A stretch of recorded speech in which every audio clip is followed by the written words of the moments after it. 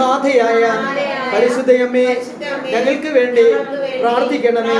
ഞങ്ങളുടെ ജീവിതങ്ങളിൽ സംഭവിച്ചിട്ടുള്ള എല്ലാ അനർത്ഥങ്ങളും അവസ്ഥകളും അമ്മ മാതാവേ അവിടുത്തെ പുത്രന്റെ കാൽച്ചുവട്ടിൽ സമർപ്പിച്ച് ഞങ്ങൾ പ്രാർത്ഥിക്കുന്നു.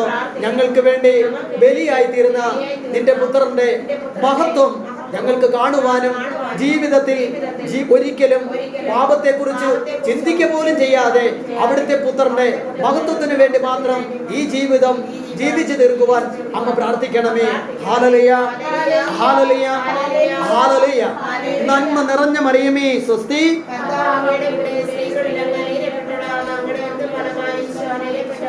പരിശുദ്ധ മറിയമേ തമ്പുരാന്റെ അമ്മേ,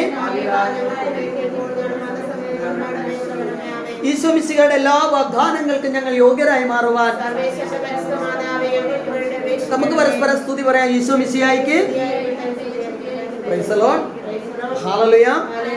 പ്രിയമുള്ളവരെ, മണിക്കൂറുകളിൽ നമ്മൾ കേൾക്കുവാൻ പോകുന്ന തിരുവചന ഭാഗം മത്തായിയുടെ സുവിശേഷം 6-ാമത്തെ അധ്യായം 25 മുതലുള്ള തിരുവചനങ്ങൾ. വിശുദ്ധ മത്തായിയുടെ സുവിശേഷം, ആദ്യത്തെ സുവിശേഷമാണ് മത്തായി, പുതിയ നിയമത്തിലെ ആദ്യത്തെ പുസ്തകം. മത്തായിയുടെ സുവിശേഷം അതിന്റെ 6-ാമത്തെ അധ്യായം 25 മുതൽ ഒരാൾ ഉറച്ചു വായിക്കാമോ? ഞാൻ നിങ്ങളോട് പറയുന്നു, എന്ത് ഭക്ഷിക്കും, എന്ത് പാനം ചെയ്യും, എന്ത് ജീവനെ കുറിച്ച്, എന്ത് ധരിക്കുമെന്ന് ശരീരത്തെ കുറിച്ചോ നിങ്ങൾ ഉത്കണ്ഠരാകേണ്ട. ഭക്ഷണത്തെക്കാൾ ജീവനും വസ്ത്രത്തെക്കാൾ ശരീരവും ശ്രേഷ്ഠമല്ലേ? ഒരു ഹല്ലേലൂയ പറഞ്ഞേ, ഉച്ചത്തിൽ പറഞ്ഞേ. ഹല്ലേലൂയ, ഹല്ലേലൂയ, ഹല്ലേലൂയ, ഹല്ലേലൂയ, ഹല്ലേലൂയ. പലതരം ഉയർത്തി പിടിച്ചുകൊണ്ട് നമ്മൾ ഈ വചനത്തെ, നമ്മളിപ്പോൾ കേട്ട, നമ്മൾ ശ്രവിച്ച വചനത്തെ ഈശോയുടെ കരങ്ങളിലേക്ക് നമ്മളെ ജീവിതത്തെ സമർപ്പിക്കുകയാണ്. പ്രിയമുള്ളവരെ, പരിശുദ്ധ വചനം പറയുന്നു, മത്തായിയുടെ സുവിശേഷം 6-ാമത്തെ അധ്യായം 25-ാമത്തെ വചനം പറയുന്നു, ഞാൻ നിങ്ങളോട് പറയുന്നു, എന്ത് ഭക്ഷിക്കും, എന്ത് പാനം ചെയ്യും, എന്ത് ജീവനെ കുറിച്ചോ, എന്ത് ധരിക്കും എന്ന ശരീരത്തെ കുറിച്ചോ നിങ്ങൾ ഉത്കണ്ഠരാകേണ്ടത്. ഭക്ഷണത്തെക്കാൾ ജീവനും വസ്ത്രത്തെക്കാൾ ശരീരവും ശ്രേഷ്ഠമല്ലേ? കർത്താവായ ദൈവമേ, ഞങ്ങൾ ശ്രവിച്ച ഈ പരിശുദ്ധ വചനത്തിന്റെ ശക്തിയാൽ ഇപ്പോൾ ഈ വചനം ശ്രവിച്ചു കൊണ്ടിരിക്കുന്ന സകല മക്കളുടെ ജീവിതത്തിലും എല്ലാ കഷ്ടനഷ്ടങ്ങളെയും ബന്ധിച്ച് ബഹിഷ്കരിച്ച് പ്രാർത്ഥിക്കുന്നു. സ്വർഗത്തിന്റെ മഹത്വത്തിന്റെ ശക്തിയാൽ കാലങ്ങളായി കെട്ടിയിരിക്കുന്ന ബന്ധനങ്ങളും അവസ്ഥകളും ഈശോയെ ഞങ്ങൾ ശ്രവിച്ച പരിശുദ്ധ വചനത്തിന്റെ ശക്തിയാൽ അഴിഞ്ഞു മാറട്ടെ. യേശു നാമത്തിൽ പ്രാർത്ഥിക്കുന്നു. ആമേൻ. ഹല്ലേലൂയ, ഹല്ലേലൂയ, ഹല്ലേലൂയ. പ്രിയമുള്ളവരെ, പരിശുദ്ധ വചനം നമ്മൾ ഇന്ന് കേൾക്കുമെന്ന നമ്മളിപ്പോൾ ശ്രവിച്ച തിരുവചനം പറയാണ്. മത്തായിയുടെ സുവിശേഷം 6-ാമത്തെ അധ്യായത്തില് അതിന്റെ 25-ാമത്തെ വചനത്തിൽ അതിന്റെ ഹെഡിങ് തന്നെ പറഞ്ഞിരിക്കുന്നത് എന്താണ്? ദൈവപരിപാലനയിൽ ആശ്രയം. പ്രിയമുള്ളവരെ, പരിശുദ്ധ വചനം പറയാണ്, ദൈവത്തിന്റെ പരിപാലനത്തിൽ നിങ്ങൾ എന്ത് ചെയ്യണം? ആശ്രയിക്കണം. അതിൽ മാത്രമേ നമ്മുടെ ജീവിതത്തിൽ ആശ്രയിക്കാൻ പാടുള്ളൂ. ഇന്ന് ജീവിതത്തിന്റെ മേഖലകളിൽ കർത്താവിന്റെ പരിപാലനയെ കുറിച്ച് എന്ത് ചെയ്യുന്നില്ല, നമ്മൾ ആശ്രയിക്കാറില്ല. നമ്മൾ ആശ്രയിക്കുന്നത് മറ്റു പലതുമാണ്. പലരെയും ആശ്രയിച്ച് പലർക്ക് വേണ്ടി കാത്തിരുന്നുകൊണ്ട് പല ജീവിതത്തിന്റെ മേഖലകളിലും. പ്രിയമുള്ളവരെ, ഈ വചനത്തെ കുറിച്ച് ഒരുപാട് നേരം ഇന്ന് എന്താണ് പ്രസംഗിക്കേണ്ടതെന്ന് തമ്പുരാന്റെ മുന്നിൽ ഇരുന്ന് പ്രാർത്ഥിച്ചപ്പോൾ സ്വർഗം നൽകിയ ഒരു ബോധ്യമാണ്, നീ ഇന്ന് പറയേണ്ടത് ദൈവപരിപാലനയെ കുറിച്ചാണ്. പ്രിയമുള്ളവരെ, കർത്താവ് എങ്ങനെയാണ് എന്നെ പരിപാലിക്കുന്നതെന്ന് നമുക്ക് ഒരിക്കലും മനസ്സിലാക്കാനായിട്ട് സാധിക്കുന്നില്ല. നമ്മുടെ ഏറ്റവും വലിയൊരു പോരായ്മ അതാണ്. ദൈവം പറയാണ്, നിന്റെ ജീവിതത്തിൽ നീ ജോലിക്ക് പോകുന്നത് കൊണ്ടോ, നിന്നെ മറ്റൊരു വ്യക്തി സഹായിക്കുന്നത് കൊണ്ടോ, നിനക്ക് എന്തെങ്കിലും രീതിയിലുള്ള ജോലി ഉള്ളത് കൊണ്ടോ ഒന്നും അല്ല നിന്റെ ജീവിതങ്ങൾ മുന്നോട്ട് പോകുന്നത്. പിന്നെ എങ്ങനെയാ? ദൈവത്തിന്റെ പരിപാലനമാണ് ഓരോ ദിവസങ്ങളിലും നമ്മൾ എന്ത് ചെയ്യാണ്? നമ്മളെ ദൈവം മുന്നോട്ട് നയിക്കുന്നത്. എന്നാൽ നമ്മൾ ഇതിനെക്കുറിച്ച് എന്ത് ചെയ്യുന്നില്ല? നമ്മൾ ചിന്തിക്കുന്നില്ല. നമ്മുടെ ചിന്തയല്ല ഇങ്ങനെയാണ്. എന്താണ് നമ്മുടെ ചിന്ത? നാളത്തെ ദിവസം എങ്ങനെയാണ് എൻ്റെ ജീവിതത്തിൽ സംഭവിക്കാൻ പോകുന്നത്? നാളത്തെ ദിവസത്തെ കുറിച്ച് ആകുലതപ്പെട്ട് ഇന്നത്തെ ദിവസം മുഴുവൻ ഞാൻ എന്ത് ചെയ്യുക? ആകുലത എന്ന് പറയുന്നത് ദൈവത്തിന്റെ മുന്നിൽ എന്താണ്? കൃപയാണോ? പിന്നെന്താണത്? അത് പൈശാചികതയാണ്. ആകുലത എന്ന് പറഞ്ഞാൽ എന്താണ്? ദൈവമേ, ഞാൻ ഇനി എങ്ങനെ ജീവിക്കും? ഞാനിനി എങ്ങനെ നാളത്തെ എൻ്റെ ദിവസത്തെ കുറിച്ച് ഞാൻ ചിന്തിക്കുകയാണ്. പ്രിയമുള്ളവരെ, നമ്മൾ മനസ്സിലാക്കുക, പണ്ടുള്ളവർ പറഞ്ഞു കേൾക്കുന്ന ഒരു മേഖലയുണ്ട്. അത് ഇങ്ങനെയാണ്, ദൈവത്തെ കുറിച്ചുള്ളൊരു ബോധ്യം നിന്റെ മനസ്സിൽ ഇല്ലാത്തത് കൊണ്ടാണ് നീ എന്ത് ചെയ്യുന്നത്? നാളത്തെ കുറിച്ച് നീ ചിന്തിക്കുന്നത്. പക്ഷേ ഇന്നുള്ളവർ പറയുന്നുണ്ട്, ഇന്നുള്ള ആൾക്കാർ പറയുന്ന ഒരു കാര്യമുണ്ട്, ദൈവത്തെ കുറിച്ചൊന്നും ചിന്തിച്ചിരുന്നാലൊന്നും ഒരിക്കലും നമ്മുടെ ജീവിതം എന്ത് ചെയ്യില്ല? അഭിവൃദ്ധി പ്രാപിക്കില്ല. പിന്നെ നമ്മൾ എന്ത് ചെയ്യണം? നമ്മൾ നല്ലതുപോലെ അധ്വാനിക്കണം, നമ്മൾ കഠിനാധ്വാനം ചെയ്യണം. എൻ്റെ ജീവിതത്തിന് വേണ്ടി ഞാൻ എന്ത് ചെയ്യണം? ഞാൻ പടവൊരുതണം. എങ്കിൽ മാത്രമേ ഞാൻ എന്ത് ചെയ്യൂ? ഞാൻ മുന്നിലേക്ക് എനിക്ക് ജീവിക്കുവാനായിട്ട് സാധിക്കുകയുള്ളൂ. ഞാൻ നിങ്ങളോട് ചോദിക്കുകയാണ്, കർത്താവിന്റെ വചനം നമ്മളോട് പറയാണ്, ഞാൻ നിങ്ങളോട് പറയുന്നു, എന്ത് ഭക്ഷിക്കും, എന്ത് പാനം ചെയ്യും. മനുഷ്യരായ നമ്മളൊക്കെ ഈ ഭൂമിയിൽ ജീവിക്കുന്നതിന്റെ ഏറ്റവും വലിയ അടിസ്ഥാനം എന്ന് പറയുന്നത് ഭക്ഷണവും പാനീയവും തന്നെയാണ്, അല്ലേ? ഭക്ഷണവും പാനീയവും ഇല്ലാതെ നമുക്ക് ജീവിക്കാൻ പറ്റുമോ? പറ്റത്തില്ല. കാരണം എന്താണ്? നമ്മുടെ ശരീരം നിലനിൽക്കണമെങ്കിൽ ഭക്ഷണവും പാനീയവും അത്യന്താപേക്ഷിതമാണ്. അതില്ലാതെ നമുക്ക് എന്ത് ചെയ്യാൻ പറ്റില്ല. നമ്മൾ ഭക്ഷണം കഴിക്കാതിരുന്നാൽ, ഒരു നേരത്തെ ഭക്ഷണം തന്നെ നമ്മൾ കഴിക്കാൻ ഇച്ചിരി ലേറ്റായി കഴിഞ്ഞാൽ നമുക്ക് എന്ത് സംഭവിക്കും? നമ്മുടെ ശരീരം ക്ഷീണിക്കാൻ തുടങ്ങും. അതുപോലെ ചിലർക്ക് തലചുറ്റലുണ്ടാവും, തല കറക്കമുണ്ടാവും, ശരീരമൊക്കെ പിടിച്ചു മുറുക്കുന്നത് പോലെ ഉണ്ടാവും, ചിലർക്ക് നടക്കാൻ പറ്റില്ല. ഇങ്ങനെ പല അവസ്ഥകളിലേക്കും ഉണ്ട്, ഇല്ലേ? പക്ഷേ കർത്താവിന്റെ പരിശുദ്ധ വചനം നമ്മളോട് ഇപ്പോൾ പറഞ്ഞിരിക്കുന്നത് എന്താണ്? ഞാൻ നിങ്ങളോട് പറയുന്നു, എന്ത് ഭക്ഷിക്കും, എന്താണ് നീ ഭക്ഷിക്കേണ്ടത്, എന്തിനാണ് നീ പാനം ചെയ്യേണ്ടത്, ഇതിനെക്കുറിച്ച് എന്ത് ചെയ്യരുത്? നീ ഉത്കണ്ഠപ്പെടരുത്. കാരണം എന്താ? നിന്റെ സൃഷ്ടാവായ ദൈവം നിന്നെ സൃഷ്ടിച്ചപ്പോൾ തന്നെ നിന്റെ ജീവിതത്തിലേക്ക് ദൈവത്തിന്റെ കൃപയും, എന്താണ് കർത്താവിന്റെ കൃപയെന്ന് പറയുന്നത്? എന്താണ് കൃപയെന്ന് പറയുന്നത്? എന്താണ് കൃപയെന്ന് പറയുന്നത്? ദൈവം എൻ്റെ കൂടെ വസിക്കുന്ന അവസ്ഥയാണ്. ഒരു ഹല്ലേലൂയ പറഞ്ഞേ, ഉച്ചത്തിൽ പറഞ്ഞേ. പ്രിയമുള്ളവരെ, നമ്മൾ കാണുന്നില്ലേ, മോശ കടന്നുപോയ വഴികളിലൊക്കെ ദൈവത്തിന്റെ കൃപ മോശയുടെ കൂടെ ഉണ്ടായിരുന്നു. എന്താണ് കൃപയെന്ന് പറയുന്നത്? ദൈവത്തിന്റെ കൂടെ വസിക്കുന്ന അവസ്ഥ. പ്രിയമുള്ളവരെ, കർത്താവിന്റെ കൃപ എൻ്റെ ജീവിതത്തിൽ നിന്ന്, ഒരു വ്യക്തിയിൽ നിന്ന് ദൈവത്തിന്റെ കൃപ നഷ്ടപ്പെടുക എന്ന് പറഞ്ഞാൽ ആ വ്യക്തി ദൈവത്തോടു കൂടെ അല്ല.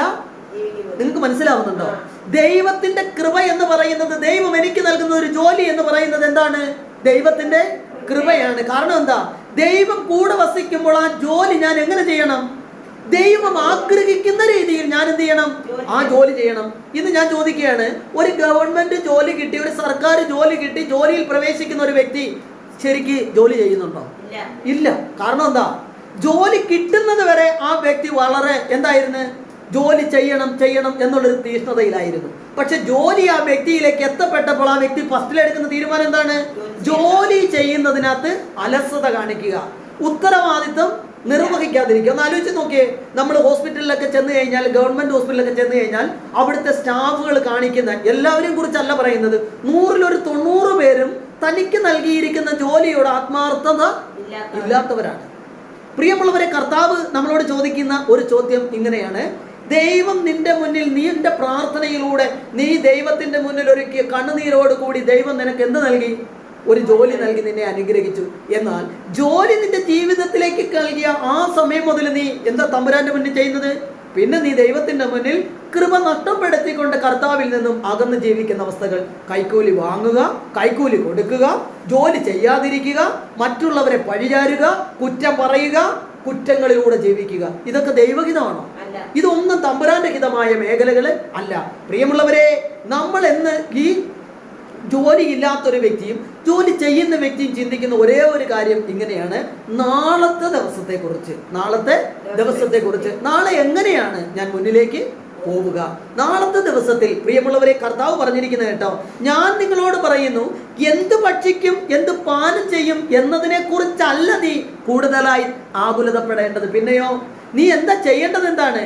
ഭക്ഷണത്തെക്കാൾ ജീവനും ശരീരവും ശ്രേഷ്ഠമല്ലേ. 2 കാര്യങ്ങൾ ദൈവത്തിന്റെ പരിശുദ്ധാത്മാവ് നമ്മളെ ഓർമ്മപ്പെടുത്തുകയാണ്. ഒന്ന്, എപ്പോഴും നാളത്തെ ഭക്ഷണത്തെ കുറിച്ച് ചിന്തിക്കുന്ന നീ, ആ ഭക്ഷണം നിന്റെ ശരീരത്തിന് ഔഷധമായി, അനുഗ്രഹമായി മാറണമെന്നുണ്ടെങ്കിൽ നീ ഭക്ഷണത്തെക്കാൾ ശരീരത്തെയാണ് എന്ത് ചെയ്യേണ്ടത്? എന്തുകൊണ്ടാണ് കർത്താവ് അങ്ങനെ പറഞ്ഞിരിക്കുന്നത്? 1 കൊറിന്തി 3:16. വിശുദ്ധ പൗലോസ് അപ്പോസ്തലൻ കോറിന്തിയിലെ സഭയ്ക്ക് എഴുതിയ ലേഖനം, 1-ാമത്തെ ലേഖനം, അതിന്റെ 3-ാമത്തെ അധ്യായം 16-ാം തിരുവചനം. 1 കൊറിന്തി 3:16 വായിക്കാമോ? കിട്ടിയ ഒരാള്? നിന്റെ ശരീരം ദൈവത്തിന്റെ ആലയമാണെന്ന്, പരിശുദ്ധാത്മാവ് നിന്നിൽ വസിക്കുന്നുവെന്നും നിങ്ങള്. പ്രിയമുള്ളവരെ, ദൈവത്തിന്റെ പരിശുദ്ധാത്മാവ് ഇന്ന് നിന്നോട് ചോദിക്കുന്ന ഏറ്റവും വലിയൊരു ചോദ്യം, നിന്റെ ശരീരം ദൈവത്തിന്റെ. നിങ്ങൾ ശ്രദ്ധിച്ചു കേട്ടെ, നിന്റെ ശരീരം എന്ന് പറയുന്ന, എൻ്റെ ശരീരം എന്ന് പറയുന്ന ഈ ജീവൻ നിലനിൽക്കുന്ന എൻ്റെ ഈ ശരീരത്തിൽ പരിശുദ്ധാത്മാവ് വസിക്കുന്നു എന്നൊരു ബോധ്യം എനിക്കുണ്ടെങ്കിൽ ഞാൻ എൻ്റെ ശരീരത്തെ എങ്ങനെയാ കാണേണ്ടത്? ആലയമായി. ദൈവം വസിക്കുന്നു എന്ന് പറയുമ്പോൾ അതെന്താണ്? ദൈവാലയമാണ്. ദൈവം വസിക്കുന്ന സ്ഥലത്തിന് എന്താ പറയുന്നത്? ദൈവാലയം എന്നാണ് പറയുന്നത്. അപ്പോൾ ദൈവം വസിക്കുന്ന എൻ്റെ ശരീരത്തെ ഞാൻ അത്രത്തോളം എന്തുപോലെയാണ്? വിശുദ്ധിയിൽ കാണണം.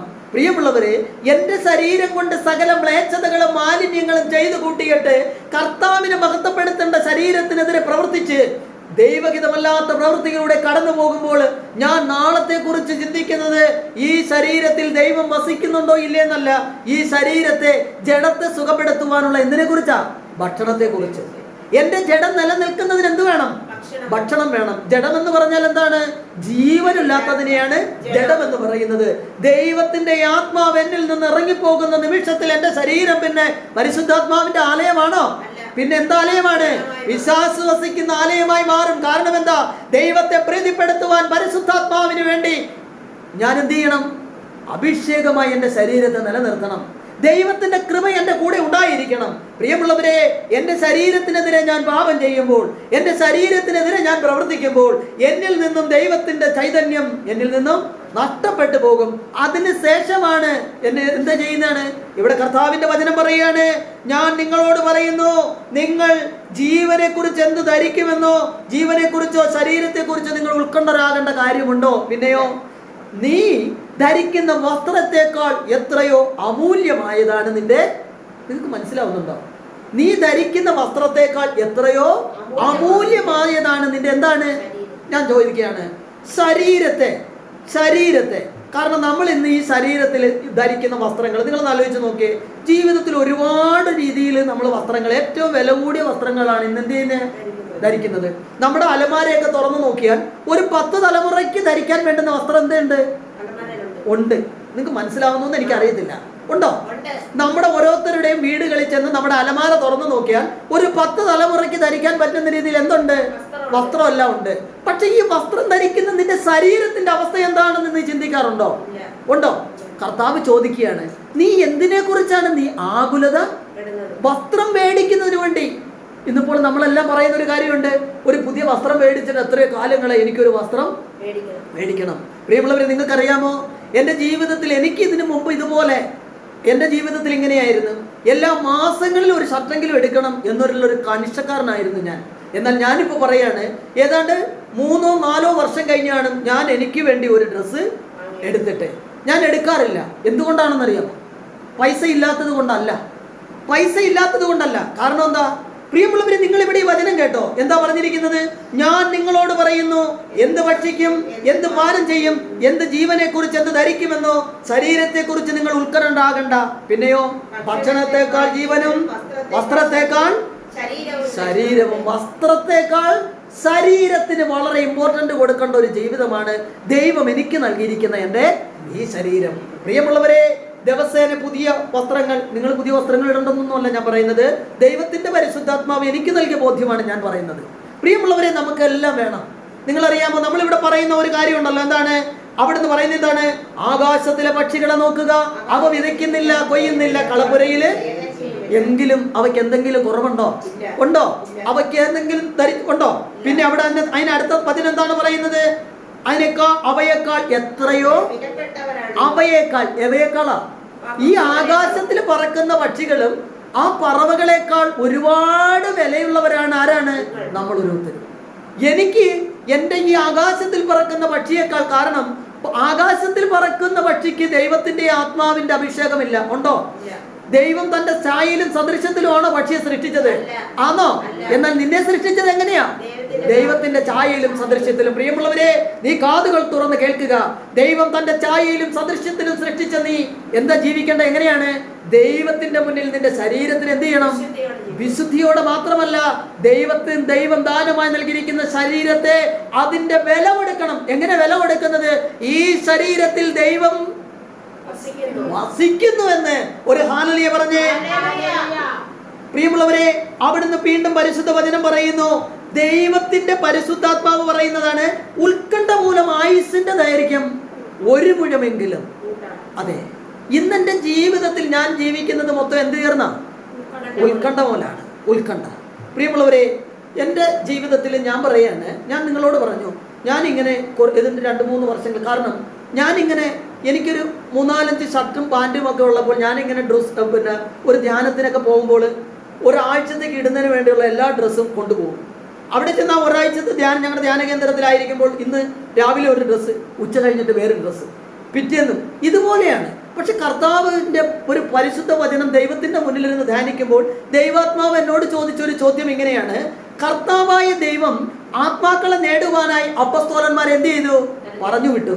അപ്പസ്തോലന്മാരെ തെരഞ്ഞെടുത്തിട്ട് അവരോട് പറഞ്ഞു, അവർ പോകുമ്പോൾ എന്തൊക്കെ ചെയ്യണമെന്ന് പറഞ്ഞത്? നിങ്ങൾ ചെരുപ്പ് ഉപയോഗിക്കരുത്, കയ്യിൽ വടി ഉപയോഗിക്കരുത്, പിന്നെയോ രണ്ടുടുപ്പ് ഉപയോഗിക്കരുത്. കാരണം എന്താ? സർവശക്തനായ ദൈവം നിന്റെ കൂടെയുള്ളപ്പോൾ. പ്രിയമുള്ളവരെ, പുറപ്പാടിന്റെ പുസ്തകത്തിൽ പരിശുദ്ധ വചനം പറയാണ്, ഇസ്രായേൽ എന്ന് പറയുന്ന ദൈവം തെരഞ്ഞെടുത്ത ജനം നടന്നു പോകുമ്പോൾ അവരുടെ മുന്നിൽ അവിടുന്ന് കർത്താവിന്റെ ചൈതന്യം ഉള്ളത് കൊണ്ട് അവരുടെ ചെരുപ്പൊന്ന് തേയുകയോ അവരുടെ വസ്ത്രം ഒന്ന് കീറുകയോ ചെയ്തിട്ടില്ല. പ്രിയമുള്ളവരെ, നിങ്ങൾക്ക് മനസ്സിലാവുന്നുണ്ടോ? നിന്റെ ജീവിതത്തിൽ നിനക്കൊന്ന് മാറ്റി വെക്കുവാൻ, ഒന്നിനെ കുറിച്ച് നീ കരുതി വെക്കുവാൻ എനിക്കെല്ലാം ഉണ്ടെന്ന് നീ പറയുന്നൊരവസ്ഥയിൽ നിനക്ക് നഷ്ടപ്പെടുന്നത് നിന്റെ ദൈവത്തിന്റെ കൃപയാണ്, ദൈവത്തിന്റെ ചൈതന്യമാണ്. പ്രിയമുള്ളവരെ, ഇവിടെ പരിശുദ്ധ വചനം നമ്മോട് പറഞ്ഞു, ഞാൻ നിങ്ങളോട് പറയുന്ന എന്ത് ഭക്ഷിക്കുമെന്ന്, എന്ത് പാനം ചെയ്യുമെന്ന് നീ എന്തിനാ ആകുലത? നമുക്ക് ആകുലത മാത്രമേ ഉള്ളൂ. കാരണം എന്താ? ഒരു മാസത്തേക്കുള്ള വീട്ടിലേക്കാണ് സാധനങ്ങൾ വാങ്ങുന്നത്. എങ്ങനെയാണ്? ഒരു മാസത്തേക്ക് സാധനങ്ങൾ, ഒരു ചാക്ക് അരി. ഈ അരിയും എടുത്ത് വീട്ടിൽ വെച്ചിട്ടാണ് ഞാൻ പ്രസംഗിക്കുന്നത്. എന്താ പ്രസംഗിക്കുന്നത്? എന്താണ്? എന്ത് ഭക്ഷിക്കും, എന്ത് പാനം ചെയ്യുമെന്ന് മനസ്സിലാവുന്നുണ്ടോ നിങ്ങൾക്ക്? ഞാൻ എന്താ ചെയ്യുന്നത്? എന്താണ്? എൻ്റെ വീട്ടിലെ എല്ലാ കാര്യങ്ങളും എന്ത് ചെയ്ത് ക്രമപ്പെടുത്തി എനിക്കും എൻ്റെ കുടുംബത്തിനും വേണ്ടി വീട്ടിനകത്ത് ഒരു ചാക്ക് അരിയൊക്കെ എടുത്ത് വെച്ച് വീട്ടിലെ പലചരക്ക് സാധനങ്ങളെല്ലാം വാങ്ങി, എനിക്ക് ഡ്രസ്സൊക്കെ ഒരു അലമാര നിറയെ വാങ്ങിക്കൂട്ടി എല്ലാ കാര്യങ്ങളും ക്രമീകരിച്ചിട്ട് മൈക്കെടുത്തുകൊണ്ട് അനേകങ്ങളുടെ മുന്നിൽ നിന്ന് ഞാൻ പ്രസംഗിക്കുകയാണ്. എന്താ പ്രസംഗിക്കുന്നത്? എന്താണ്? ഞാൻ നിങ്ങളോട് പറയുന്നു, എന്ത് ഭക്ഷിക്കും, എന്ത് പാനം ചെയ്യുമെന്ന്, ജീവനെ കുറിച്ചോ എന്ത് ധരിക്കുമെന്ന് ശരീരത്തെ കുറിച്ച് നീ ആകുലതപ്പെടുന്നു. പ്രിയമുള്ളവരെ, എനിക്കിത് പ്രസംഗിക്കാനുള്ള ഒരു യോഗ്യത ഉണ്ടോ? കാരണം എന്താ? എന്റെ ജീവിതത്തിൽ എനിക്ക് എന്റെ ദൈവത്തിൽ വിശ്വാസം ഇല്ല. കർത്താവിൽ വിശ്വാസമുണ്ടെങ്കിൽ ഞാൻ എന്തിന് സകലതും എന്റെ അറപ്പുറയിലേക്ക് നിറയ്ക്കണം? പ്രിയമുള്ളവരെ, ദൈവം നിനക്കുള്ള വിശ്വാസം. കാരണം എന്താ? കർത്താവ് ഞാനുമായിട്ടുള്ള ബന്ധത്തിൽ എനിക്കുണ്ടായിരിക്കേണ്ട എന്റെ ജീവിതം എന്ന് പറയുന്നത് എന്താണ്? ദൈവം തരും. എങ്ങനെയാണ്? ദൈവം തരും. പ്രിയമുള്ളവരെ, കർത്താവ് എൻ്റെ ഒരു ശുശ്രൂഷകന്റെ ജീവിതത്തെ കുറിച്ചാണ് ഞാൻ പറയുന്നത്, ഒരു ദൈവവിശ്വാസിയുടെ ജീവിതത്തെ കുറിച്ചാണ്. പ്രിയമുള്ളവരെ, രണ്ടുടുപ്പുള്ളവൻ ഒന്നെന്ത് ചെയ്യണം? ഇല്ലാത്തവന് കൊടുക്കണം. ഇന്ന് അനേകങ്ങളുടെ ജീവിതത്തിൽ എത്ര ഉണ്ടെങ്കിലും നമുക്ക് എന്ത് പറ്റുന്നില്ല? മറ്റുള്ളവരുമായി പങ്കുവയ്ക്കാനായിട്ട് നമുക്ക് സാധിക്കുന്നില്ല. ഒരു നേരത്തെ ഭക്ഷണത്തിന് വേണ്ടി തെരുവ് ഓരങ്ങളിൽ എന്തുമാത്രം മക്കളാണ് പ്രിയമുള്ളവരെ എന്ത് ചെയ്യുന്നതാ? നമ്മൾ പറയുന്ന ആഫ്രിക്കയിലും മറ്റു രാജ്യങ്ങളിലൊക്കെ മാത്രമേ ഉള്ളൂ, നമ്മുടെ നാട്ടിലൊന്നും പ്രശ്നങ്ങളില്ല എന്നാണ് പറയുന്നത്. പക്ഷേ ഞാൻ ഉറപ്പിച്ച് പറയാണ്, നമ്മുടെ നാട്ടിൽ തന്നെ, നമ്മുടെ ചുറ്റുപാടും തന്നെ അനേകങ്ങൾ ഒരു നേരത്തെ ഭക്ഷണമില്ലാതെ കഴിയുന്ന അനേകങ്ങൾ ഇന്നുമുണ്ട്. പ്രിയമുള്ളവരെ, നിങ്ങൾക്ക് അറിയാമോ, ജീവിതത്തിന്റെ തലങ്ങളിൽ ഒരുപാട് സമ്പത്തുണ്ടെങ്കിൽ പോലും ഇല്ലാത്തൊരു വ്യക്തിക്ക് ഒരു നേരത്തെ ഭക്ഷണം മേടിച്ചു കൊടുക്കുവാനായി കൊടുക്കാത്ത രീതിയിൽ, ഉണ്ടായിട്ടും കൊടുക്കാത്ത രീതിയിൽ പിടിച്ചു വച്ച് ജീവിക്കുന്ന അനേകങ്ങളുണ്ട്. അവരിതെല്ലാം എങ്ങോട്ട് കൊണ്ടുപോകുന്നതിന് വേണ്ടിയാ? എങ്ങോട്ട് കൊണ്ടുപോകാനാ? സ്വർഗത്തിലേക്ക് കൊണ്ടുപോകാനെന്നാണ് അവരുടെ ധാരണ. കാരണം എന്താ? എൻ്റെ കുടുംബത്തിന്റെ കാര്യങ്ങളെല്ലാം എന്താണ്? ഞാൻ ക്ലിയറാണ്. എൻ്റെ വീട്ടിലെ അറപ്പുരകളിലെല്ലാം ഞാൻ എന്ത് ചെയ്ത് എല്ലാം ശേഖരിച്ച് നിറച്ചു വെച്ചിരിക്കുക. കാരണം എന്താ? ഒന്നിനെ കുറിച്ചും എനിക്ക് ബുദ്ധിമുട്ടുണ്ട, ആകുലതപ്പെടണ്ട, ഒന്നിനെ കുറിച്ചും ജീവിക്കേണ്ട കാര്യമില്ല. പ്രിയമുള്ളവരെ, ഹെബ്രായരുടെ പുസ്തകം 13-ാമത്തെ അധ്യായം പെട്ടെന്ന് എടുക്കാമോ?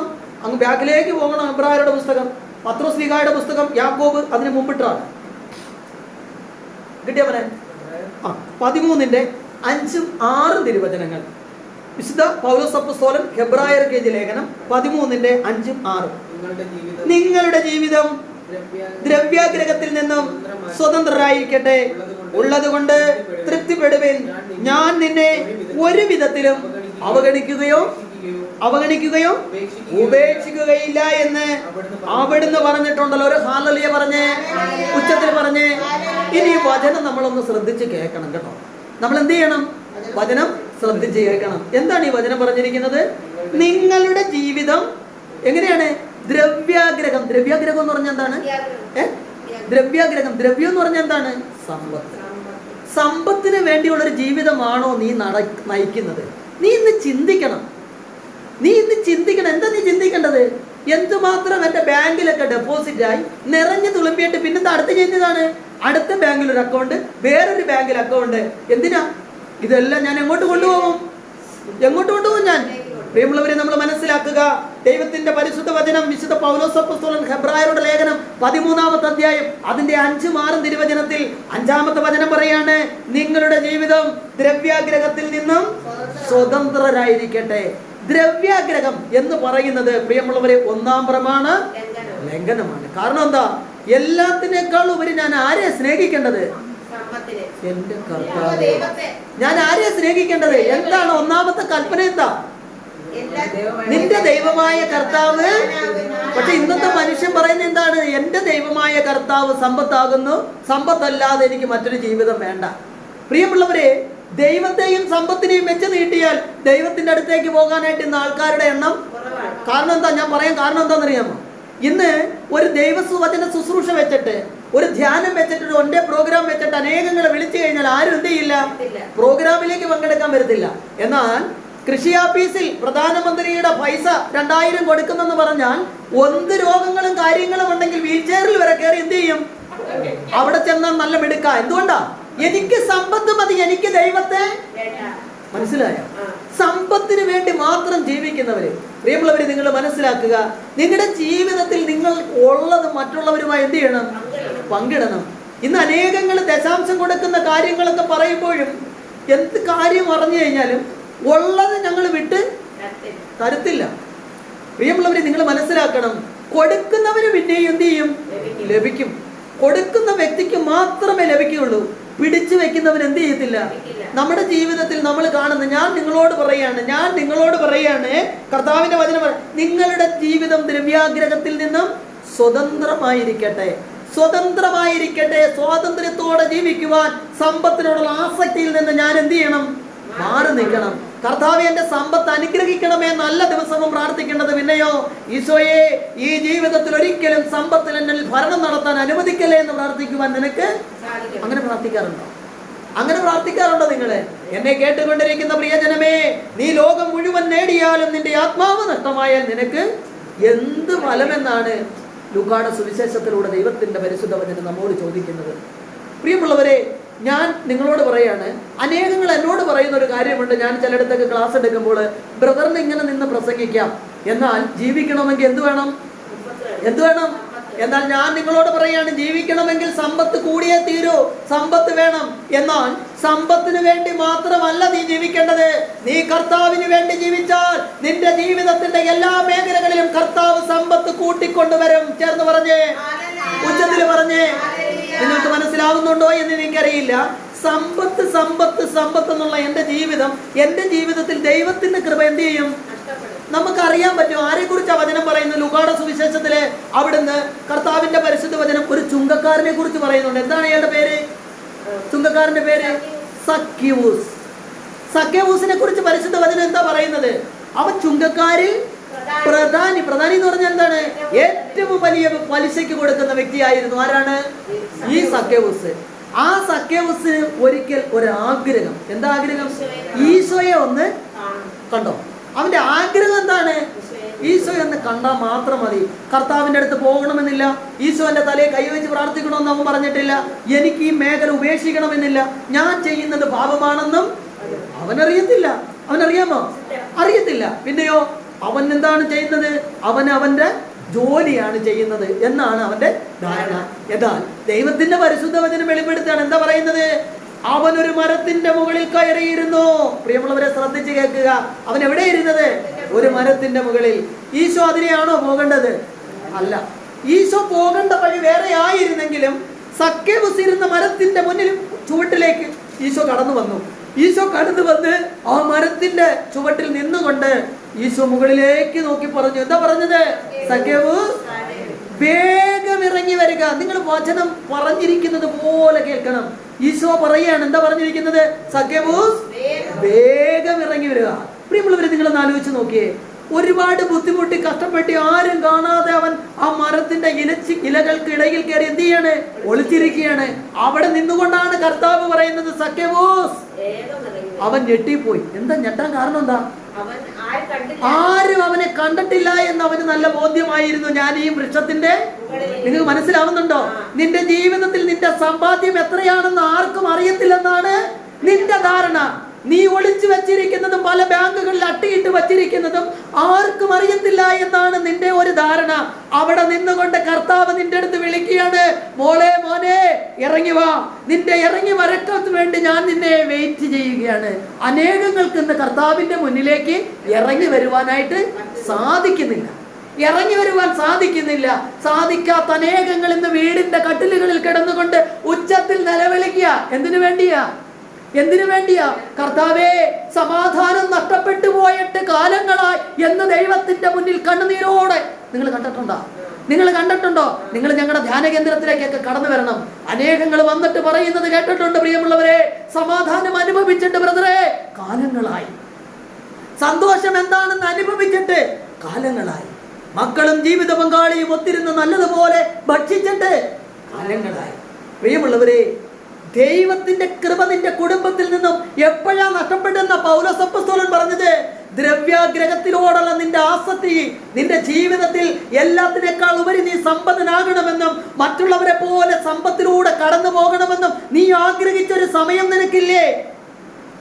പ്രിയമുള്ളവരെ, ഈശോ പറഞ്ഞു. ആരോടാ പറഞ്ഞത്? സക്കേവൂസിനോട് പറഞ്ഞു, വേഗം ഇറങ്ങി വാ, വേഗം ഇറങ്ങി വാ എന്നൊരു വചനം കേട്ടുകൊണ്ട് സക്കേവൂസ് പറഞ്ഞ മറുപടി എന്താ? കർത്താവേ, ഞാൻ ആരുടെയെങ്കിലും വക വഞ്ചിച്ചെടുത്തിട്ടുണ്ടെങ്കിൽ എത്രയാ? 4 ഇരട്ടിയായി. പ്രിയമുള്ളവരെ, ഒന്ന് ആലോചിച്ച് നോക്കി, ഇതെങ്ങനെ ലോചിക്കാവുന്നത്? കാണാത്തൊളിച്ചിരിക്കുന്ന ഒരു വ്യക്തി അവിടെ നിന്നുകൊണ്ട് തമ്പുരാൻ പറയാണ്, സക്കേവൂസ്, നീ ആ മരച്ചില്ലയിലേക്ക് കയറുന്നതിന് മുമ്പേ, നിന്റെ അമ്മയുടെ ഉദരത്തിൽ നീ ഉരുവാകുന്നതിന് മുമ്പേ ഞാൻ നിന്റെ പേര് ചൊല്ലി വിളിച്ച നിന്റെ ദൈവമാണ് ഞാൻ. എന്തേ മകനെ നിനക്കെന്നെ കാണുവാൻ പറ്റുന്നില്ല? അപ്പോൾ സക്കേവൂസ് പറയാണ്, കർത്താവേ, സമ്പത്ത് കൊണ്ട് എന്റെ കണ്ണിന്റെ കാഴ്ച മങ്ങി, സമ്പന്നരുടെ ജീവിതം കണ്ട് അതുപോലെ ജീവിക്കണമെന്ന് ചിന്തിച്ചുകൊണ്ട് ഞാനിതാ എന്റെ ജീവിതം എന്റെ ദൈവത്തിന്റെ മുന്നിൽ നിന്നും മാറ്റിമറിച്ചു. എന്റെ കർത്താവിനെ എനിക്ക് കാണുവാൻ പറ്റാത്ത രീതി എന്റെ കണ്ണുകൾ മൂടപ്പെട്ടു പോയ ജീവിതം. അവൻ അവിടെ നിന്ന് വെളുപ്പത്തിൽ ഇറങ്ങി വന്നുകൊണ്ട് വിളിച്ചു പറയാണ്, ഞാൻ ആരുടെയെങ്കിലും വക പറവാക്കി വഞ്ചിച്ചിട്ടുണ്ടെങ്കിൽ 4 ഇരട്ടിയായി. പ്രിയമുള്ളവരെ, നിന്റെ 4 തലമുറ അനുഗ്രഹം പ്രാപിക്കണമെങ്കിൽ നിന്റെ ദ്രവ്യാഗ്രഹത്തിൽ നിന്നുള്ള ആസക്തിയിൽ നിന്നും പൂർണ്ണമായി നീ പുറത്തു വരുവാൻ നീ തീരുമാനമെടുക്കുമ്പോൾ ദൈവത്തിന്റെ പരിശുദ്ധാത്മാവെന്ന് നിന്നിൽ അഭിഷേകമായി മാറും. വിശ്വസിക്കുന്നവര് പറഞ്ഞേ, ഉച്ചത്തിൽ പറഞ്ഞേ.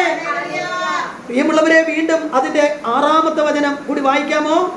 അവിടുന്ന് പറഞ്ഞോ. അതിനാൽ നമുക്ക് ആത്മധൈര്യത്തോടെ പറയാം, കർത്താവാണ് എന്റെ സഹായകൻ, ഞാൻ ഭയപ്പെടുകയില്ല. മനുഷ്യൻ എന്നോട്. നിങ്ങൾ ശ്രദ്ധിച്ച് കേൾക്കണം, പരിശുദ്ധ വചനം പറഞ്ഞിരിക്കുന്നത് എന്താ പറഞ്ഞിരിക്കുന്നത്? ദൈവത്തിന്റെ വചനം, കർത്താവാണ് എന്റെ സഹായകൻ. നിന്നെ സഹായിക്കാൻ ഒരു കർത്താവ് നിന്റെ കൂടെ ഉണ്ടെന്ന് നിനക്ക് ഓർമ്മയുണ്ടോ? നിന്റെ ജീവിതത്തിൽ നീ പല പടികളും കയറിപ്പോയപ്പോൾ നിന്റെ ജീവിതത്തിൽ ദൈവം എവിടെങ്കിലും നിൽക്കുന്നത് കാണാൻ നിനക്ക് പറ്റാതെ പോയിട്ടുണ്ടെങ്കിൽ നീ ഒരിക്കൽ കൂടി നീ കയറിയ പടികളിൽ നിന്നും എന്ത് ചെയ്യണം? നീ പുറകോട്ട് നീ ഒന്ന് റിവൈൻഡ് ചെയ്യണം നിന്റെ ജീവിതത്തെ. എങ്ങനെ നീ റിവൈൻഡ് ചെയ്യുന്നത്? എങ്ങോട്ടാ റിവൈൻഡ് ചെയ്യുന്നത്? എങ്ങനെയാ? വിശുദ്ധ കുർബാനയുടെ മുന്നിലേക്ക് നിനക്ക് വേണ്ടി മരിച്ച് നിനക്ക് വേണ്ടി ഉയർത്തെഴുന്നേറ്റ നിന്റെ തമ്പുരാന്റെ മുന്നിലേക്ക് ഇത് ചെല്ലണം. എന്നിട്ട് എന്ത് ചെയ്യണം? നീ മുട്ടുകുത്തണം. നീ മുട്ടുകുത്തണം, ചോദിക്കണം, യേശുവേ, എന്റെ കയറിപ്പോക്കുകളിൽ, ഞാൻ കടന്നുപോയ പടിയകളിൽ എവിടെയാണ് കർത്താവേ എനിക്ക് തെറ്റുപറ്റിയത്? എവിടെ? ഈശോ വെളിപ്പെടുത്തും. ഈശോ വെളിപ്പെടുത്തും. നിന്നെ ഞാൻ അനുഗ്രഹിച്ച നിന്റെ ദൈവമാണ്. നീ പഠിച്ച പഠനത്തിലൂടെ അല്ല നിനക്ക് ഞാൻ ജോലി നൽകിയത്, പിന്നെയോ എൻ്റെ കൃപയാൽ. എൻ്റെ കൃപയാൽ. പ്രിയമുള്ളവരെ, ILTC എക്സാം ഒക്കെ എഴുതി ഒരുപാട് പ്രാവശ്യം പരാജയപ്പെട്ട അനേകങ്ങൾ ദൈവത്തിന്റെ മുന്നിൽ, കർത്താവിന്റെ മുന്നിൽ കണ്ണുനീരോട് അവർ പറയുന്നത് ഞാൻ കേട്ടിട്ടുണ്ട്. ബ്രദറെ, ILTC 4 പ്രാവശ്യം എഴുതി, 3 പ്രാവശ്യം എഴുതി, എനിക്ക് കിട്ടുന്നില്ല, എനിക്ക് കിട്ടുന്നില്ല. പ്രിയമുള്ളവരെ, അങ്ങനെ വരുന്ന മക്കളോട് ഞാൻ പറയാറുണ്ട്, അവരെ തലയിൽ കൈവച്ച് പ്രാർത്ഥിച്ച് അവർക്ക് നല്ലതുപോലെ ദൈവത്തിന്റെ ബോധ്യങ്ങൾ കൊടുത്തുകൊണ്ട് പറയും, നല്ലൊരു കുമ്പസാരം നീ ചെയ്യുവാൻ തയ്യാറാണോ? നല്ലൊരു കുമ്പസാരം ചെയ്യുവാൻ നിനക്ക് തയ്യാറുണ്ടോ? പ്രിയമുള്ളവരെ, നല്ലൊരു കുമ്പസാരത്തിന്റെ കുറവ് കൊണ്ടാണ് നിനക്ക് നിന്റെ കർത്താവിനെ ചേർന്ന് പറഞ്ഞേ, ഉച്ചത്തിൽ പറഞ്ഞേ, നിന്റെ തമ്പുരാനും നീയുമായിട്ടുള്ള ബന്ധം എവിടെയാണ് വിച്ഛേദിച്ചതെന്ന് നിനക്കറിയണമെങ്കിൽ നീ അല്പനേരം നിന്റെ എല്ലാ ബിസിയും മാറ്റിവെച്ച്, നിന്റെ ജീവിതത്തിൽ നിനക്കിപ്പോൾ സമയമില്ലാത്ത അവസ്ഥകൾ മാറ്റിവെച്ച് നീ ഒറ്റയ്ക്ക് എല്ലാവരിൽ നിന്നും മാറി നിന്റെ തമ്പുരാന്റെ മുന്നിലേക്ക് ചെന്ന് അവിടെ എന്ത് ചെയ്യണം? നീ ഒന്ന് സാഷ്ടാംഗം പ്രണമിക്കണം. നിന്റെ തിരുനെറ്റി അവന്റെ കാൽപാദത്തിൽ ഒന്ന് മുട്ടിക്കണം. പറ്റുമോ നിനക്ക്? നിനക്ക് പറ്റുമോ? നിനക്ക് ജന്മം നൽകിയ നിന്റെ ദൈവത്തിന്റെ മുന്നിലേക്ക് കടന്നു ചെന്ന് അവന്റെ കാൽപാദത്തിലേക്ക് നിന്റെ തല കൊണ്ട് ശിരസ് കൊണ്ട് ഒരു ഉമ്മം കൊടുത്തുകൊണ്ട് അവനോട് കർത്താവേ എനിക്ക് തെറ്റ് പറ്റിയെന്ന് കർത്താവേ എന്ന് പറയാൻ നിനക്ക് സാധിക്കുമെങ്കിൽ ആ ദൈവം ആരെയാ പിടിച്ചുയർത്തിയത്? മഗ്ദലന മറിയത്തോട് ഈശോ പറഞ്ഞു.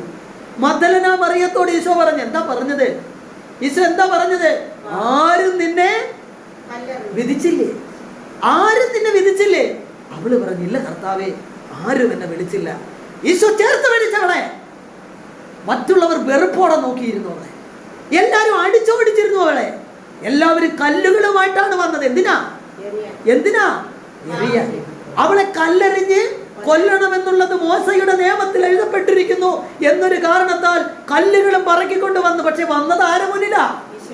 ഈശോയുടെ മുന്നിൽ. ഈശോ ചേർത്ത് പിടിച്ചവളെ. തള്ളിക്കളഞ്ഞോ കർത്താവ്? ഇറങ്ങി പോവാന്ന് പറഞ്ഞോ? പിന്നെന്താ അവരോട് പറഞ്ഞോ നിങ്ങൾ അവളെ കല്ലെറിഞ്ഞു കൊല്ലാൻ? പ്രിയമുള്ളവരെ, നിങ്ങൾ മനസ്സിലാക്കണം, നിനക്ക് വീഴ്ച പറ്റിയിരിക്കാം, നിനക്ക് തെറ്റ് പറ്റിയിരിക്കാം, പക്ഷെ നിന്നെ തള്ളിക്കളയുന്ന ഒരു കർത്താവല്ല നമ്മുടെ ദൈവം. പിന്നെയോ അവൻ ചേർത്ത് നിർത്തും. അവൻ ചേർത്ത് നിർത്തും. അവൻ പറഞ്ഞു. ഈശോ പറഞ്ഞു. എന്താ പറഞ്ഞത്? ആരും നിന്നെ മോളെ വിധിച്ചില്ലേ? ഈശോ ചോദിച്ചു, ആരും നിന്നെ വിധിച്ചില്ലേ? കർത്താവ് നിന്നോട് ചോദിക്കുന്ന ഒരു ചോദ്യമുണ്ടെന്ന്. ഈശോ നിന്നോട് ചോദിക്കുന്ന ഒരു ചോദ്യമുണ്ട്. എന്താ പറഞ്ഞത്? ഈശോ പറഞ്ഞു, സക്കേവൂസ്, ഇന്ന് ഞാൻ നിന്റെ ഭവനത്തിലാണ്. ഒരു ഹല്ലേലൂയ പറഞ്ഞേ, ഉച്ചത്തിൽ പറഞ്ഞേ. ഈശോ എന്താ പറഞ്ഞ അവനോട്? എപ്പോഴാ ഈശോ പറഞ്ഞത് ഞാൻ നിന്റെ ഭവനത്തിലാണെന്ന്?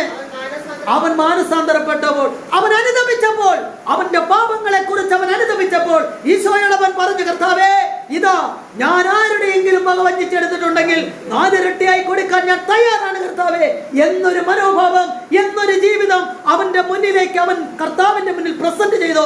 ആ സമയം സ്വർഗ്ഗപിതാവ് ഇറങ്ങി വന്നുകൊണ്ട് പറയാണ്, സക്കേവൂസ്, ഏറ്റവും പ്രിയപ്പെട്ടവനെ, ഇന്ന് ഞാൻ നിന്റെ കൂടെ നിന്റെ വീട്ടിൽ. പ്രിയമുള്ളവരൊന്ന് ആലോചിച്ച് നോക്കിയേ. അവൻ അത്രയും കാലം ജീവിച്ചപ്പോൾ ഈശോയെ അവൻ കണ്ടിരുന്നോ? ഈശോയെ അവൻ അറിഞ്ഞിരുന്നോ? ഈശോ ആരാണെന്ന് പോലും എന്തില്ല, അവൻ അറിയില്ല.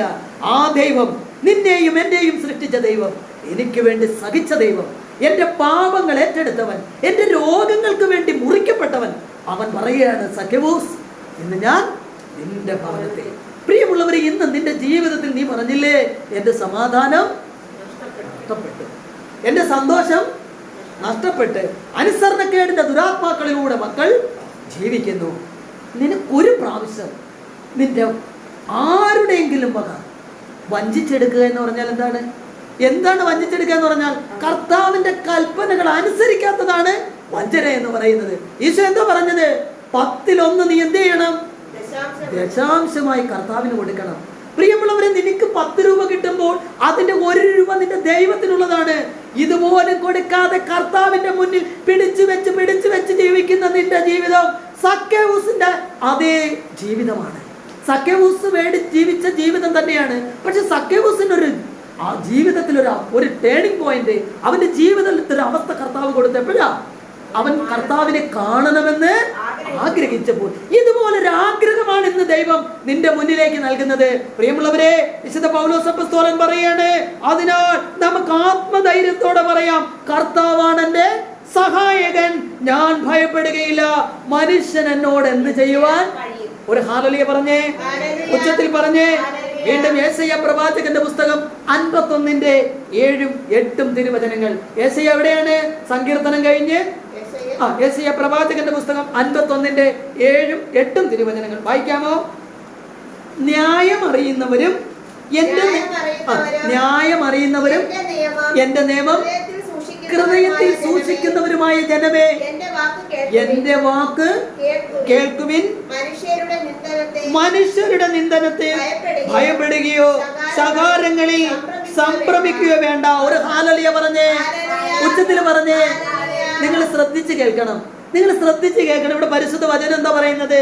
ന്യായം അറിയുന്നവരും എന്റെ നിയമം ഹൃദയത്തിൽ സൂക്ഷിക്കുന്നവരുമായ ജനമേ. കർത്താവ് പറയാണ്, ന്യായം അറിയുക എന്ന് പറഞ്ഞാൽ എന്താണ്? കർത്താവിന്റെ കൽപ്പനകൾ അനുസരിച്ച് ജീവിക്കുവാൻ ദൈവം വിളിച്ചതും, ദൈവം നമ്മളോട് എന്തു പറഞ്ഞു? ഈ കൽപ്പനകൾ നിന്റെ എന്ത് ചെയ്യണം? അതരത്തിൽ. എവിടെ ഉണ്ടായിരിക്കേണ്ടത്? ആദരത്തിലല്ല, വീട്ടിലാന്ന് വെച്ചേക്കേണ്ടത്. അലമാര വെച്ച് പൂട്ടാനാന്ന് പറഞ്ഞ അല്ല, പിന്നെയോ എന്താണ് ഈ അതരത്തിൽ വെച്ച് വെക്കണമെന്ന് പറഞ്ഞതിന്റെ കാരണം എന്താ?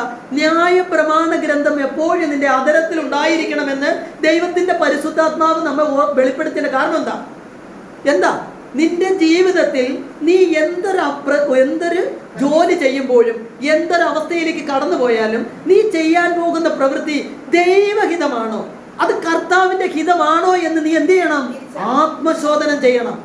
നിന്റെ ജീവിതത്തിൽ നീ ഉണ്ടാക്കുന്ന സമ്പത്തിന്റെയൊക്കെ 10% ദൈവത്തിന് ദശാംശം കൊടുത്ത് തന്നെയാണോ നീ ജീവിക്കുന്നതെന്ന് നീ എന്ത് ചെയ്യണം? നീ ഉറപ്പുവരുത്തണം. ഇല്ലെങ്കിൽ നീ എന്താ ചെയ്യേണ്ടത്? സഖ്യവൂസിനെ പോലെ നീ വിളിച്ചു പറയണം, നിന്റെ മുഴുവൻ സമ്പത്തിന്റെയും 10% എന്ത് ചെയ്യണം? ഇന്ന് തന്നെ നീ എന്ത് ചെയ്യണം? കർത്താവിന് കൊടുക്കണം. പ്രിയമുള്ളവരെ, ഇല്ലെങ്കിൽ എങ്ങനെയാണ്? ഇല്ലെങ്കിൽ എന്താ സംഭവിക്കുന്നത്? എന്താ സംഭവിക്കുന്നത്? നമ്മൾ ആദ്യം വായിച്ച വചനം എന്താ? മത്തായിയുടെ സുവിശേഷം 6:25 എന്താ വായിച്ചത്? എന്താണ് നമ്മൾ എന്താ വായിച്ചത്? ഞാൻ നിങ്ങളോട് പറയുന്നു, എന്ത് ഭക്ഷിക്കും എന്ത് പാനം ചെയ്യുമെന്ന് ശരീരത്തെ കുറിച്ചോ പിന്നെ എന്ത് ധരിക്കുമെന്ന് വസ്ത്രത്തെ കുറിച്ചോ നിങ്ങൾ ഉത്കണ്ഠരാകേണ്ടത് എങ്ങനെ? നിങ്ങൾ എന്തിനാ ഉത്കണ്ഠപ്പെടുന്നത്? നിങ്ങൾ ഉത്കണ്ഠപ്പെടുന്നതിന്റെ കാരണം എന്താ നിങ്ങൾ ഉത്കണ്ഠപ്പെടുന്നതിന്റെ കാരണം? നീ കർത്താവിന്റെ ഹിതമനുസരിച്ചല്ല നീ ജീവിക്കുന്നത്. നീ തമ്പുരാന് കൊടുക്കേണ്ടത് പിടിച്ചു വെച്ച് ജീവിക്കുന്ന ഒരു വ്യക്തിയാണ്. ദൈവ കൽപ്പനകൾ അനുസരിക്കാതെ സമ്പത്തേറുമ്പോൾ എന്ത് ചെയ്യണം? അതനുസരിച്ച് നീ ദാനം ചെയ്യണം. പ്രിയമുള്ളവരെ, നിന്റെ ഇന്ന് അനേകങ്ങൾ ചെയ്യുന്ന മേഖല എന്താണെന്നറിയാം? ഇന്ന് അനേകങ്ങൾ ജോലി ഉണ്ടെങ്കിലും അവർ പറയുന്നത് ഈ കുറച്ചും കൂടെയൊക്കെ ആയതിനു ശേഷം ഞാൻ എന്ത് ചെയ്യും? ദശാംശം കൊടുക്കും. ഇപ്പൊ എനിക്ക് കൊടുക്കാനായിട്ട് പറ്റത്തില്ല, കാരണം ഇതിൽ നിന്ന് എന്തെങ്കിലും ദൈവത്തിനൊന്ന് കൊടുത്തു കഴിഞ്ഞാൽ, ദൈവ ശുശ്രൂഷയ്ക്കായി കർത്താവിന്റെ ശുശ്രൂഷ ചെയ്യുന്നവർക്ക് ദശാംശം കൊടുത്തു കഴിഞ്ഞാൽ എൻ്റെ ജീവിതം മുഴുവൻ എന്താവും? എൻ്റെ ജീവിതം മുഴുവനും. പ്രിയമുള്ളവരെ, നിങ്ങൾക്കറിയാമോ, ജീവിതത്തിൽ വെറും 10,000 രൂപ സാലറി ഉള്ളൊരു വ്യക്തി, 5 പേർക്ക് എല്ലാ മാസങ്ങളിലും ഭക്ഷ്യക്കിറ്റ് കൊടുക്കുന്നു. നിങ്ങൾക്ക് മനസ്സിലാവുന്നോ ഞാൻ പറയുന്നത്? 5 പേരെന്ന് പറഞ്ഞാൽ ഈ 5 പേരാരാന്നറിയാം?